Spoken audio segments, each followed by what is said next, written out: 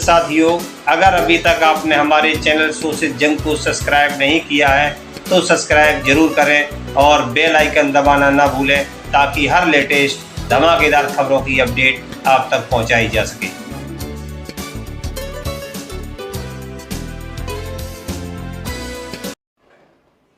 नमो बुद्धाय, जय भीम, जय संविधान, जोहार साथियों। आप सबसे एक अपील है, आने वाले 21 अगस्त 2024 को बेहद शांतिपूर्वक तरीके से, संवैधानिक तरीके से अपने मौलिक अधिकारों का इस्तेमाल करते हुए हमें भारत बंद करना है। मैं तमाम बहुजनों से, तमाम न्याय पसंद लोगों से ये अपील करता हूँ कि इस भारत बंद में कृपया हमारा साथ दीजिए।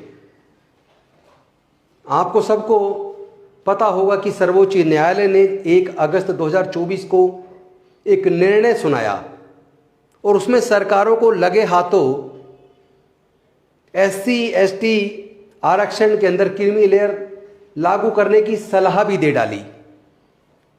अनुसूचित जातियों को वर्गीकरण देने का उन्होंने एक आदेश भी दे दिया, लेकिन उस आदेश में जाति जनगणना, आर्थिक व शैक्षणिक सर्वे को कंपलसरी किया।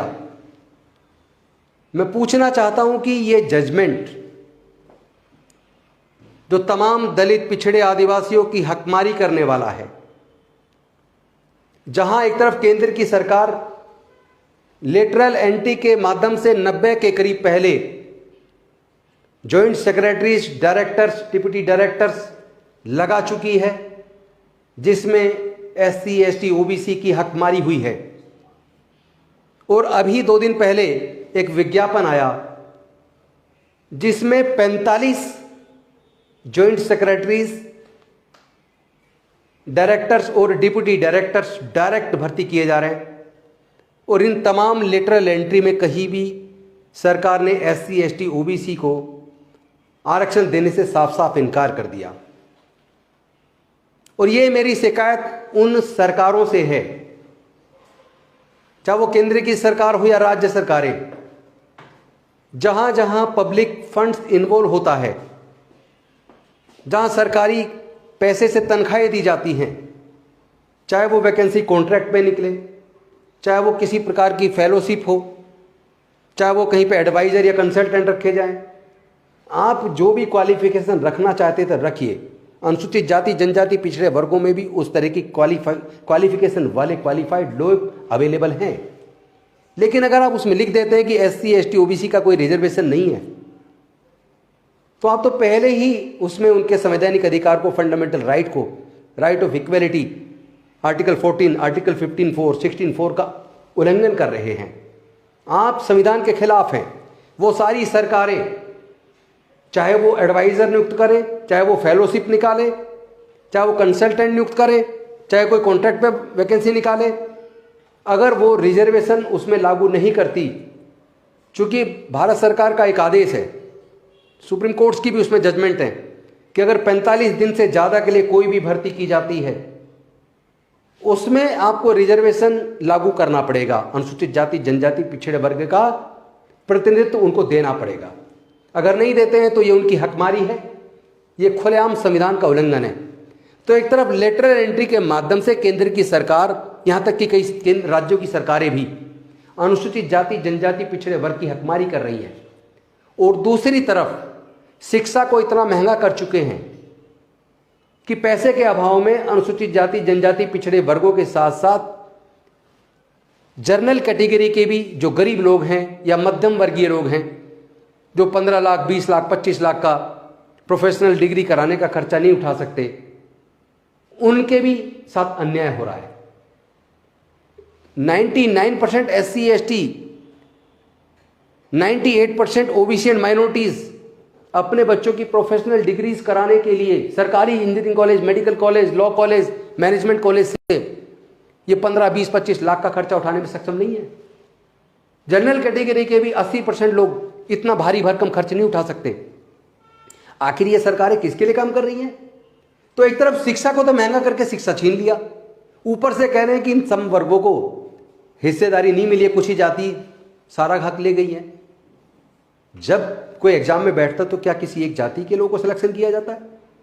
उसमें तो तमाम अनुसूचित जाति, जनजाति, पिछड़े वर्ग के लोग जो रिजर्वेशन से अप्लाई करते हैं उनको एक मिनिमम क्वालिफिकेशन जो रखी गई है उस पर्टिकुलर पोस्ट के लिए, वो क्वालिफिकेशन चाहिए। रिटन टेस्ट है, रिटन टेस्ट देना पड़ेगा। उसमें तो कोई जाति नहीं देख रहा है, जो उसमें क्वालिफाई करेगा उसका सिलेक्शन होगा।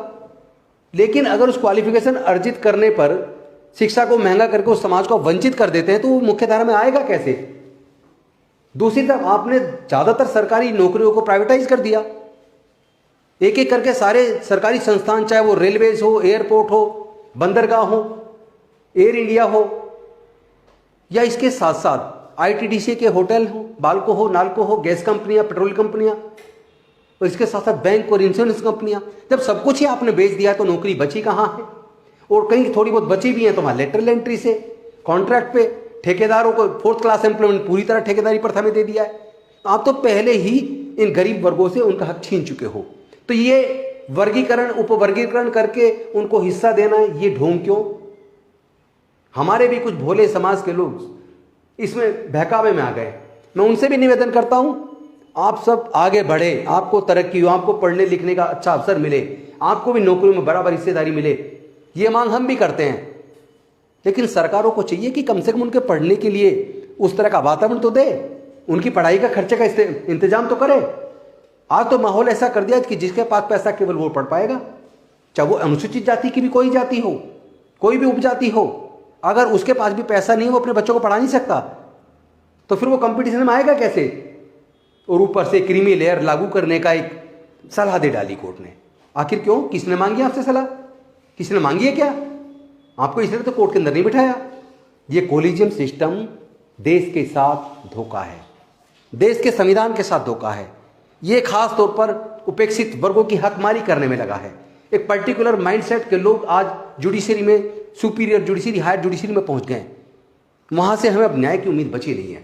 इसीलिए अपने न्याय की मांग करने के लिए लेटरल एंट्री के खिलाफ, क्रीमी लेयर के खिलाफ, उपवर्गीकरण के खिलाफ, और हमें आपस में जो लड़वाने की, अनुसूचित जाति, जनजाति, पिछड़े वर्गों को जो जातियों में बांटकर उन्हें आपस में लड़वाने की जो साजिश है, उस साजिश के खिलाफ 21 तारीख को जो भारत बंद की अपील की गई है, तमाम बहुजन संगठनों ने की है। मैं मिशन जय भीम के माध्यम से भी और अपनी पूरी टीम के माध्यम से उसका न केवल समर्थन करता हूं, बल्कि समस्त देशवासियों से अपील करता हूं जो समता, स्वतंत्रता, बंधुता और न्याय में भरोसा करते हैं, कृपया आप लोग इस शांतिपूर्वक भारत बंद में शामिल होइए। लेकिन किसी भी प्रकार की सरकारी संपत्ति को नुकसान नहीं पहुंचाना है। किसी की गाड़ी अगर हॉस्पिटल जा रही है, अपने इलाज के लिए कोई जा रहा मरीज, उसको नहीं रोकना है। किसी की संपत्ति को नुकसान नहीं पहुंचाना है। बेहद शांतिपूर्वक तरीके से बाबा साहेब के संविधान को हाथ में लेके, संवैधानिक तरीके से अपने फंडामेंटल राइट का इस्तेमाल करते हुए आपको भारत बंद को सफल बनाना है और इस बहुजन आंदोलन को तेज करना है, लेटरल एंट्री को रुकवाना है, संविधान को पूरी तरीके से भारत में लागू करवाना है और तमाम क्षेत्रों में प्रतिनिधित्व हमारे समाज के लोगों को मिले, उसकी लड़ाई को मजबूत करना है। और ये जो सरकारों की तानाशाही है, कहीं पे वो एडवाइजर रख रहे हैं, कहीं पे फेलोशिप निकाल रहे हैं, कहीं पे कॉन्ट्रैक्ट पे भर्ती कर रहे हैं, ठेकेदारी प्रथा लागू कर रहे हैं, इस तरीके से जो हमारी हकमारी हो रही है उसको रोकने की ये लड़ाई हम लोग मिल के लड़ेंगे, इकट्ठा होकर लड़ेंगे, आपस में प्यार फैलाएंगे, भाईचारा फैलाएंगे। आप सबको नमो बुद्धाय, जय भीम, जय संविधान, जय भारत, जोहार।